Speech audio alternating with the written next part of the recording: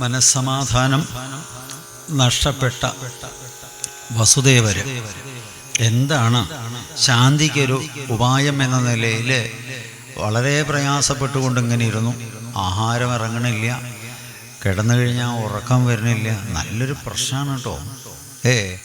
സ്വിച്ചിട്ട് കഴിഞ്ഞാൽ ഫാന് തിരിയും, ലൈറ്റ് കത്തും, ഒക്കെ ചെയ്യും. പക്ഷെ ഏതെങ്കിലും ഒരു ഭാഗത്ത് പിടിച്ച് തൊട്ട് അമർത്തുക ചെയ്ത് കഴിഞ്ഞാൽ ഉറക്കം കിട്ടുമോ? മനസ്സടങ്ങുമ്പോഴാണ് ഉറക്കണ്ട. ഉറക്കം എന്നത് ആനന്ദത്തിൻ്റെ ഒരു അവസ്ഥയാണ്. ശാന്തി ഉണ്ടാവണം, മനസ്സിന് നല്ല സ്വസ്ഥത ഉണ്ടെങ്കിലേ ഉറക്കം കിട്ടുള്ളൂ. അല്ലെങ്കിൽ അതിനൊരു സൂത്രമുണ്ട്. എന്ത് ചെയ്യാറിയോ? ഭാഗവതം നടക്കുന്ന സ്ഥലത്തെങ്കിലും എവിടെയെങ്കിലും വന്നിരുന്നാ അറിയാണ്ട് തൂണിൽ ചാരിയിട്ട്. കാരണം എന്താ അറിയോ? ഇത് സംസ്കൃതം മനസ്സിലായിക്കൊള്ളുന്നില്ല. അപ്പം ഇനിയിപ്പോൾ ഗോവിന്ദനാമ സങ്കീർത്തനം എന്ന് പറയുമ്പോൾ എണീക്കാം എന്ന് വെക്കുകയും കല്ലടിക്കോട് സപ്താഹം നടക്കുമ്പോൾ ഒരമ്മ മക്കളെയും പേരക്കുട്ടികളെയൊക്കെ കൂട്ടിയിട്ട് പോയി. അതൊക്കെ ഒരു നല്ലതാട്ടോ. അങ്ങനെയാണ് നമ്മളെപ്പോഴും കുട്ടികളെയും മക്കളെയൊക്കെ വലിച്ചിട്ട് വരണം. അപ്പോൾ ഉണ്ണിക്കുട്ടാ സപ്താഹമൊക്കെ കേട്ടുവോ? ഓ കേട്ടോ. എന്താ മനസ്സിലായത് എന്ന് ചോദിച്ചു.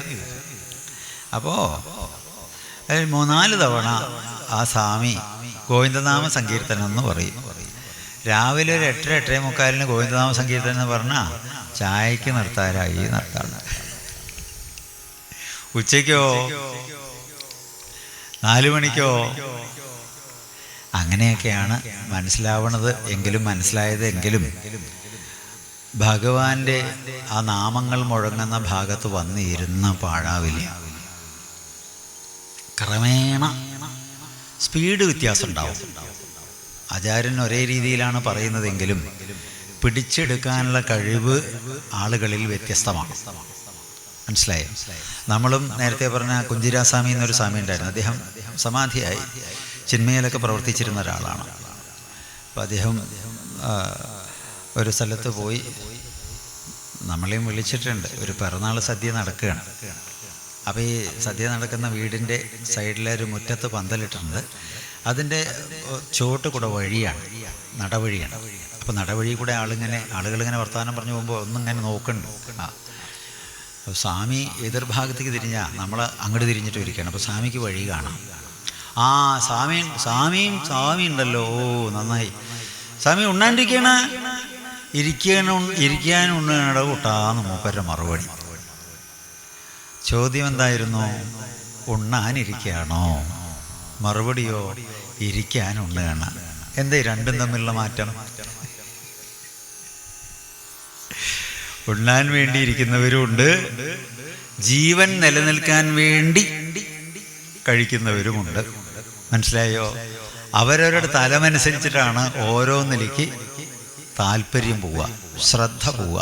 ഇനി വേറൊന്നും കൂടി ഉണ്ട് കേട്ടോ. ആരെങ്കിലും ഒരാൾക്ക് മര്യാദയ്ക്ക് കഥ ആസ്വദിച്ചിരിക്കുകയാണെങ്കിൽ പോലും മറ്റേരു ഒന്ന് തോണ്ടി കൊണ്ടുപോയിക്കോളും.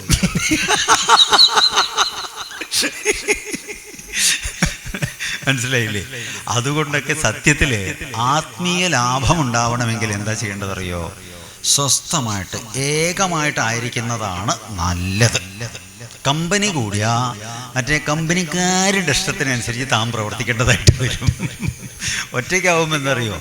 ആസ്വാദനം കിട്ടുന്ന ഈ പറയണം. അപ്പോഴാണ് നമുക്ക് അനുഭവം ഉണ്ടാവുള്ളൂ. അതെ, പലതും പല അനുഗ്രഹങ്ങളും പല ഉപദേശങ്ങളും ഒക്കെ ഇൻഡിവിജ്വലാണ്. ഇത് പറയുമ്പോൾ ഒരു അനുഭവം ഓർമ്മ വരുന്നത്, ഞാൻ നമ്മുടെ ഒരു അഭിലാഷ് എന്ന് പറഞ്ഞ വിദ്വാനുണ്ട്. അവൻ എന്തോ ഒരു സ്മാർട്ട് ഡിസൈൻസോ അങ്ങനെ എന്തോ ഒരു പേരിട്ടൊരു അഡ്വർടൈസിങ് കമ്പനിയൊക്കെ പാലക്കാട് ഇട്ടിട്ടുണ്ടായിരുന്നു. എനിവേ ഒരു സ്റ്റുഡിയോക്കാരൻ, ഒരു ഇമേജ് കണ്ണൻ, അവൻ അങ്ങനെയൊക്കെ പാടുകൂടി സ്വാമിയുടെ ഒപ്പം ഒരു യാത്ര പോകണം. അപ്പോൾ അങ്ങനെ ഒരു താല്പര്യം. നമ്മുടെ വണ്ടി എടുത്തു, അങ്ങനെ പോയി തിരുപ്പതി. റൂം കിട്ടിയില്ല. അപ്പം നേരത്തെ ബുക്ക് ചെയ്തിട്ടൊന്നുമില്ല, പെട്ടെന്ന് അങ്ങോട്ട് ചാടി പുറപ്പെട്ടു എന്നേ ഉള്ളൂ. അവിടെ പക്ഷേ കുഴപ്പമില്ല, ഭഗവാന്റെ സന്നിധിയിൽ സർവ്വസുഖ. അങ്ങനെയൊക്കെ ഉറങ്ങി കഴിച്ചു കൂട്ടി. നേരം വെളുത്തു, മറ്റു കാര്യങ്ങൾക്കൊക്കെ ആയിട്ട് പോയി ദേഹശുദ്ധിയൊക്കെ ചെയ്ത്. അപ്പോൾ ഭഗവാനൊരു പണിയിപ്പിച്ചു. ഇവർ 3 പേരും കൂടിയിട്ട് ഒരു ചായ നിർബന്ധമാണ്. ഞാൻ പറഞ്ഞു ഞാൻ കുളിച്ചിട്ടേ വയ്ക്കൂ എന്ന്. അങ്ങനെ പോയി. എന്നാൽ അവിടെ കാണാം വണ്ടി അവിടെ നിർത്തിയിട്ടുണ്ട്. ഇവരെന്തോ ഒരു കാര്യത്തിന് വണ്ടി എടുത്തിട്ട് പോയി. അപ്പോൾ നമ്മുടെ ATM കാർഡ്, നമ്മുടെ മാറ്റാനുള്ള ഡ്രസ്സ് മുതൽ കൊണ്ട് സകലവും വണ്ടിയിലാട്ടോ. നമ്മൾ ഒറ്റയ്ക്ക് കുളിച്ച് വന്ന് നോക്കുമ്പോൾ ഇത്രയും വലിയ കോമ്പൗണ്ടിൽ ആളെ എവിടെ തിരഞ്ഞു കണ്ടുപിടിക്കാനാ? ഉഷ്ണിച്ച് വിളിച്ചു കേട്ടോ ഭഗവാനെ എന്ന് പറഞ്ഞ്. അതൊക്കെ കഴിഞ്ഞ് തിരിച്ചു വന്നു. ഇവിടെ ഒറ്റയ്ക്ക് നടക്കുമ്പോൾ ഒരു സ്വാമി ഭസ്മധാരിയായിട്ടുള്ളൊരു സിദ്ധഭാവത്തിലുള്ള, കണ്ടാൽ നല്ലൊരു പ്രഭാവമുള്ള ഒരാൾ വന്ന് പുഞ്ചിരിച്ചുകൊണ്ട് വന്ന് 1-2 കാര്യങ്ങൾ പറഞ്ഞു. അതിൽ ഒരു കാര്യം ഗൂഢമായ ഉപദേശമാണ്. അത് നമ്മൾ സ്വീകരിച്ചു, നമസ്കരിച്ചു. അപ്പം എന്തോ ഒരു ഭാഗ്യത്തിനെടുത്ത അതിൽ ചുരുട്ടി മടക്കി വെച്ചതിലത്തെ ചെറിയൊരു സംഖ്യ കയ്യിലുണ്ടായിരുന്നു. അതെ, സത്യത്തിൽ ബാത്റൂമിൽ പോകുമ്പോൾ കൊണ്ടിരിക്കാനല്ല, എന്തിനോ ആയിട്ട് ചുരുട്ടി വെച്ചത് ഇതിൽ കിടക്കുന്നുണ്ട്, നനഞ്ഞിട്ടുണ്ട്. അത് എന്തായാലും അതിനെയൊക്കെ എടുത്ത് അദ്ദേഹത്തിന് നമസ്കരിച്ചു. സന്തോഷമായിട്ട് എന്തായാലും. അപ്പം നമ്മുടെ ഉള്ളിൽ ഉണ്ടായിരുന്ന അവർക്കും കൂടി കാണാമായിരുന്നു, ഈ മഹാത്മാവിനെ കാണിച്ചു കൊടുക്കാമായിരുന്നു. ഇപ്പം എന്ത് ചെയ്യും എന്ന് തോന്നിയാലും അത് നടന്നില്ല. ഏതായാലും അദ്ദേഹം ഉടനെ വളരെ ചെറുതിയിൽ പോയി മറയുകയും ചെയ്തു. നമ്മൾ ഈ ഒരു അനുഭവത്തെപ്പറ്റി ചിന്തിച്ച് അന്തം വിട്ട് നോക്കുമ്പോൾ എല്ലാവരും വന്നു, കാറും വന്നു. അപ്പോൾ അനുഭവങ്ങൾ എല്ലാവർക്കും ഒരുപോലെ ആവണമെന്നില്ല, ആയിക്കൊള്ളണമെന്നില്ല. അപ്പോൾ സത്യത്തിൽ തനിയെ കണ്ട് ഈ സംഗതി ഏൽപ്പിക്കാനായിരിക്കുമോ ഇങ്ങനെയൊരു സാഹചര്യം ഭഗവാൻ സൃഷ്ടിച്ചത് എന്ന് നമ്മൾ ചിന്തിച്ചു പോയി എന്ന് പറയുകയാണ്. അങ്ങനെയാണ് അദ്ദേഹത്തിൻ്റെ ലീലകൾ. അപ്പോൾ പറഞ്ഞു വന്നത് എന്താ അറിയോ, നമ്മൾക്ക് സ്വാരസ്യമുണ്ടാവണമെങ്കിൽ പലപ്പോഴും നമ്മൾ ഏകരായിരിക്കുന്നതാണ് നല്ലത്. അപ്പോഴേ നമുക്ക് അനുഭവം ശരിക്ക് കിട്ടുള്ളൂ, വിലയിരുത്താൻ സാധിക്കുകയുള്ളൂ. ഇല്ലെങ്കിൽ കമ്പനി കൂടിയിട്ട് നമ്മുടെ ശ്രദ്ധയൊക്കെ നാനാഭാഗത്തേക്ക് പോവും. അപ്പോൾ ഇവിടെ വാസുദേവർക്ക് അഗാധമായിട്ടുള്ള ദുഃഖമുണ്ടായി, അതാണ് എൻ്റെ. അപ്പോൾ ദുഃഖമുണ്ടാവുക എന്നത് സത്യത്തിൽ എന്തറിയോ, സുഖം പുണ്യക്ഷയത്തിന് പാപശാന്തിക്ക് ദുഃഖവും അതിനാൽ ദുഃഖമെത്തിയിടിൽ സന്തോഷിച്ചിടണം ബുധൻ. സുഖം പുണ്യക്ഷയത്തിന് പാപശാന്തിക്കു ദുഃഖവും അതിനാൽ ദുഃഖമെത്തിയിടിൽ സന്തോഷിച്ചിടണം ബുധൻ. സുഖവും ദുഃഖവും നിൽക്കാ തുടർന്നുകൊണ്ടൊരേയിടം ഇളകിക്കൊണ്ടുതാൻ നിൽക്കും ഘടീയന്ത്രം കണക്കിനെ. അപ്പോൾ ദുഃഖമുണ്ടാകുമ്പോൾ നമ്മൾ കൂടുതൽ തീവ്രതയോട് കൂടിയിട്ട് ഭഗവാനെ അന്വേഷിക്കും, ഗുരുക്കന്മാരെ അന്വേഷിക്കും. നമ്മുടെ ഉള്ളിൽ നിന്ന് ചോദ്യങ്ങളുണ്ടാവും. ചോദ്യമുണ്ടായാൽ ഉത്തരം ഉണ്ടാവും. ഇതാണ് അതിൻ്റെ. പിന്നെ ഇത് സ്ഥിരമല്ല. സുഖവും സ്ഥിരമായിട്ട് കിട്ടില്ല, ദുഃഖം സ്ഥിരമായിട്ട് സംഭവിക്കുകയുമില്ല. നാടൻ ഭാഷയിൽ പഴയ കാരണന്മാർ പറയില്ലേ, ഒരു കുന്നിന് കൊണ്ടുണ്ട് കുട്ടിയേ എന്ന മാതിരി ഇതിങ്ങനെ മാറി മാറിയിട്ടായിരിക്കണത്. അത് ക്ലോക്കിൻ്റെ പെൻഡുലം പോലെ ആടിക്കൊണ്ടിരിക്കും. അപ്പം ജ്ഞാനികൾ അഥവാ ജ്ഞാനം ആർജിച്ചാൽ നമ്മളിൽ ഉണ്ടാവുന്ന അഥവാ ഉണ്ടാകേണ്ട വികാരം എന്താണ്? ഇങ്ങനെയൊക്കെയാണ് ലോകം, ഇങ്ങനെയൊക്കെയാണ് ജീവിതം. അത് മനസ്സിലായാൽ എന്തായി, നമുക്ക് പരിഭ്രമം ഉണ്ടാവില്ല. ഈ അറിവില്ലാത്തത് കൊണ്ടാണ് പരിഭ്രമങ്ങൾ ഉണ്ടാവുന്നത്. സ്വാമി, ആർക്കായി സുഖം ഉണ്ടാവുക എന്നൊരു ചോദ്യം സ്വാമിയോട് ചോദിച്ചപ്പോൾ അദ്ദേഹം പറഞ്ഞു, കുട്ടാ, 2 കൂട്ടക്കാർക്ക് സുഖം ഉണ്ടാവും. ആർക്കായി 2 കൂട്ടക്കാർ? പമ്പര വിഡ്ഢികൾക്ക് സുഖ. കാരണം എന്താ അറിയോ, ചുക്കും ചുണ്ണാമ്പും അറിയില്ല. ശരിക്കും ഒരു കണക്കിന് ലേശം വട്ടുള്ളത് നല്ലതാട്ടോ. വട്ടുള്ള ആളുകൾ ആരെങ്കിലും കരയുന്നു കണ്ടിട്ടുണ്ടോ? എപ്പോഴും ഹാപ്പിയാ, ചിരിച്ചുകൊണ്ടിരിക്കും. ജ്ഞാനികളും ചിരിച്ചുകൊണ്ടിരിക്കും. കാരണം എന്താ, ഇത്രയേ ഉള്ളൂ പ്രപഞ്ചം, ഇതാണ് ജീവിതം എന്ന് അവർ അറിയുന്നത് കൊണ്ട് അവർക്ക് പരിഭ്രമം ഉണ്ടാവണേയില്ല. പിന്നെ ഈ വിഷമാർക്കുള്ളതാ, ഇടത്തരക്കാർക്കുള്ളതാ. പറളി ഇടത്തറയല്ല, ഇടത്തരക്കാർക്കുള്ളതാണ്. ഇവരാണ് പരിഹാരങ്ങൾ ചെയ്യലും അങ്ങോട്ടോടലും ഇങ്ങോട്ടോടലും ഒക്കെ ചെയ്യണത് അവർക്കുള്ളതാണ്. ഏതായാലും വസുദേവരുടെ ഉള്ളിൽ അഗാധമായിട്ടുള്ള ദുഃഖം ബാധിച്ചപ്പോൾ അദ്ദേഹത്തിന് മുമ്പിൽ ഭഗവാൻ നാരദ മുനി പ്രത്യക്ഷനായി. ഭഗവാൻ അംശാവതാരാണ്. അങ്ങനെയാണ് വഴികളുണ്ടാവുക ചെയ്യുക. ഭഗവാൻ വഴികളുണ്ടാക്കും. അങ്ങനെ ഏതായാലും അവിടെ ചെന്നു. നമ്മൾ നമ്മളെല്ലാത്തിനും പിടിച്ചെടുക്കണം കേട്ടോ. പണ്ട് നമ്മളൊരു നിലക്കടല വെറുതെ വാങ്ങി കുറച്ചിങ്ങനെ നടക്കുകയാണ്. ലേശം കച്ചവടമൊക്കെ പൊളിഞ്ഞ് അന്തം വിട്ട് നടക്കുന്ന ഒരു ടൈമാണ്. ചെറിയ നിലക്കടല നല്ലൊരു ഫുഡാട്ടോ. നെയ്യുമാതിരി തന്നെയാണ്. നെയ്യിനും നിലക്കടലയ്ക്കൊക്കെ പണി എന്താ അറിയോ? മനസ്സ് ശാന്തമാക്കും. അങ്ങനെയുണ്ട്. ലേശം നീഹാരക്രിയകൾക്ക് വേഗം കൂട്ടും എന്നുള്ളത് വേറെ വശമാണെങ്കിൽ പോലും അതൊപ്പം വെള്ളം കുടിച്ചാലേ പ്രശ്നമുള്ളൂ. അല്ലാതെ കുറച്ചൊക്കെ ചെറിയൊരളവിന് കഴിച്ചാൽ വയറ് നിറയുമെന്ന് മാത്രമല്ല, ഒരു കരുത്തും കിട്ടും. നട്ട്സ് പെട്ടതാണല്ലോ, പ്രോട്ടീനാണ് സാധനം. അതേമാതിരി മനസ്സിനും ഒരു ശാന്തത ഉണ്ടാകും. അപ്പോൾ എന്ത് കിട്ടിയാലും നമ്മൾ തിരിച്ചു മറിച്ച് നോക്കുന്നൊരു പരിപാടിയുണ്ട്.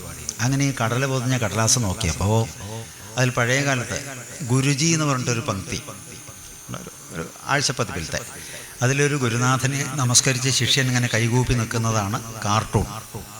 വരി എന്താ അറിയോ? അനന്യാ ചിന്തയന്തോമ യേജനാ പരിഭാസതേ തേഷാം നിത്യാഭിയുക്താനാം യോഗക്ഷേമം വഹാമ്യഹം. നമ്മളൊരു ഗുരുനാഥനെ പറ്റി കേട്ട് അദ്ദേഹത്തിനെ എങ്ങനെ കാണാം എന്ന് ആലോചിച്ച് ഇപ്പം കാണണോ പിന്നെ കാണണോ, കുറച്ച് ദൂരത്താണ് ആളുള്ളതെന്നാണ് അറിഞ്ഞത്. പോകണമെങ്കിൽ വണ്ടിക്കൂലി വരും, അതിന് ചിലവുണ്ട്. അതിനിപ്പോൾ ചിലവാക്കാൻ പറ്റുന്ന സമയമല്ല. പക്ഷേ ഇപ്പോൾ ചില കാര്യങ്ങൾക്ക് ചെറിയ ചിലവുകൾ വേണ്ടേ? വേണ്ടതിന് പണം ചിലവഴിക്കാലോ, അത്രയ്ക്ക് ഇല്ലല്ലോ. അല്ല, എന്നാലും ചിലപ്പോൾ അതിന് ശേഷം വല്ല മാറ്റം ഉണ്ടായാലോ. ഇങ്ങനെ ചോറ്റാനിക്കരയിൽ ഇങ്ങനെ ഇളകണമാതിരി അങ്ങോട്ടും ഇങ്ങോട്ടും ചോദ്യോത്തരം നമ്മുടെ ഉള്ളിൽ തന്നെ നടന്നുകൊണ്ടിരിക്കുകയാണ്. അപ്പോഴാണ് എന്ത് കിട്ടുന്നത്? ഈ കടലാസ് കിട്ടുന്നത്. അപ്പോൾ നമ്മളെന്ത് വിചാരിച്ചു? ഇത് നമ്മൾക്കുള്ള ഉപദേശം തന്നെ ഉറപ്പിച്ചു. നേരെ ആ മഹാത്മാവിൻ്റെ അടുത്തേക്ക് എത്തി. നന്നായിട്ട് കണ്ട മാത്രയിൽ ദൂരന്ന് കണ്ടപ്പോൾ തന്നെ മുഖം വിടർത്തിയിട്ട് പ്രകാശമാനമായ കണ്ണുകളെ കൊണ്ടൊന്ന് നോക്കി ചിരിച്ചു. വലിയൊരു അനുഭവമായി അത്. നേരെ അടുത്തെത്തി തലയിൽ പിടിച്ചിങ്ങനെ പുറത്തിങ്ങനെ തടവണേൻ്റെ ഇടയിൽ ഞാൻ നോക്കിക്കോളാം. നമുക്കത് അത്ര മനസ്സിലായില്ല. ഞാൻ നോക്കിക്കോളാം. അപ്പം മനസ്സിലായി. അഹം ത്വാ സർവപാപേഭ്യോ മോക്ഷയിഷ്യാമി മാ ശുചാ. മനസ്സിലായോ? അഹം ത്വാ. ഇത് കൂട്ടി വായിക്കാൻ സാധിക്കണം എന്നായി പറഞ്ഞത്. അനുഭവങ്ങൾ വിലയിരുത്തി കൂട്ടി വായിക്കുവാൻ സാധിച്ചാലേ ജീവിതത്തിൽ നമ്മൾക്ക് മുന്നേറ്റം ഉണ്ടാവുകയുള്ളൂ. ഭഗവാൻ ഇങ്ങനെയാണ് പ്രവർത്തിക്കുക. അതിന് സൂക്ഷ്മബുദ്ധി കൊണ്ട് നിരീക്ഷണ പാടവത്തോടു കൂടിയിട്ട് നമ്മൾ വിവേചനം ചെയ്ത് മനസ്സിലാക്കേണ്ടിയിരിക്കുന്നു എന്നാണ്. ഏതായാലും നാരദർ പറഞ്ഞു, ഞാൻ പറയാന്നല്ല പറഞ്ഞത് കേട്ടോ. ഞാൻ യദുചക്രവർത്തിക്ക് കുറേ സന്തോഷം കിട്ടിയ ഘട്ടത്തിൽ അദ്ദേഹത്തിന് ആ സന്തോഷത്തിന് കാരണം എന്താണെന്ന് ചോദിച്ചപ്പോൾ അദ്ദേഹത്തിന് 9 മഹാഗുരുക്കന്മാർ കാണാൻ സാധിക്കുകയും അവരിലൂടെ ചില ഉത്തരങ്ങൾ ലഭിക്കുകയും ചെയ്തതായിട്ട് കേട്ടിട്ടുണ്ട്. അത് എന്നോട് പറയുണ്ടായിട്ടുണ്ട്.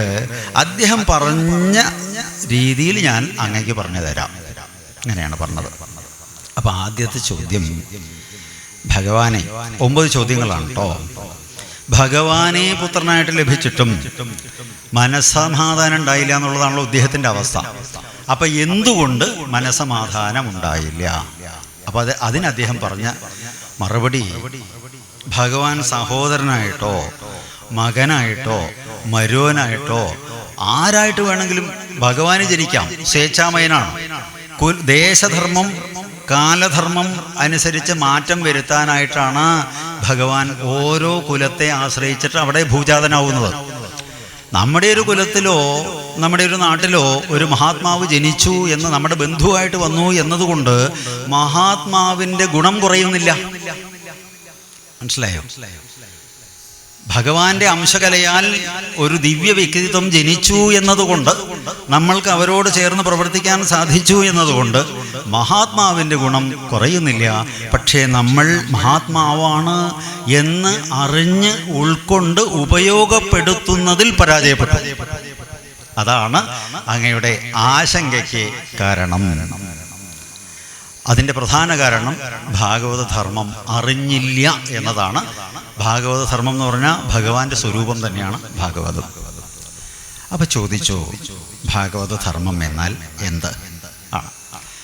മനുഷ്യന് പ്രധാനമായിട്ട് 3 കരണങ്ങളാണുള്ളത്: ചിന്ത, വാക്ക്, കർമ്മം. ഒന്ന് ചിന്തിക്കുന്നു, പറയുന്നത് മറ്റൊന്നാവുന്നു, പ്രവൃത്തി വേറെ, ഘടകവിരുദ്ധമായിട്ട്. അത് ശരിയല്ല. 3ഉം ഏകോപിപ്പിക്കുവാൻ സാധിക്കണം. എന്താണോ ചിന്തിക്കുന്നത് അത് തന്നെ ആവണം പറയേണ്ടത്. പറഞ്ഞത് പ്രവൃത്തിയിൽ വരുത്തുകയും വേണം. വെറും വാക്ക് പറയാൻ പാടില്ല. പണ്ട് ശ്രീരാമകൃഷ്ണപരമഹംസരുടെ അടുത്തേക്ക് മഹാത്മാക്കളെ കാണാൻ പല ആളുകളും പോകുമ്പോൾ എന്തെങ്കിലും കാഴ്ചദ്രവ്യങ്ങൾ കൊണ്ടുപോകും. സത്യത്തിൽ ഈ കാഴ്ചദ്രവ്യം എന്നത് പലരും അവരോടുള്ള ഇഷ്ടം കൊണ്ടൊന്നുമല്ല, ഇഷ്ടം ആക്ഷേപിക്കല്ല കേട്ടോ, ഇഷ്ടം കൊണ്ട് കൊണ്ടുപോകുന്നവരുണ്ട്. പക്ഷേ ആഗ്രഹങ്ങൾ കൊണ്ട് അദ്ദേഹത്തിന് എന്തെങ്കിലും സമർപ്പിച്ച് പ്രാർത്ഥിച്ചു കഴിഞ്ഞാൽ ഒരു അനുഭവം ഉണ്ടാവുമെന്ന പ്രതീക്ഷ കൊണ്ടുപോകുന്നവരാണ് നല്ലൊരു ശതമാനം. അതിൽ തെറ്റില്ല, അത് നല്ലതാണ്. പക്ഷെ ഇങ്ങനെ ആവുമ്പോൾ വലിയ സ്വാർത്ഥമതികളുടെ വിഭൂതികൾ സ്വീകരിച്ചാൽ മഹാത്മാക്കൾക്ക് പല പ്രശ്നങ്ങളും വരും. ദുരിതമുള്ള ധനമാണ്.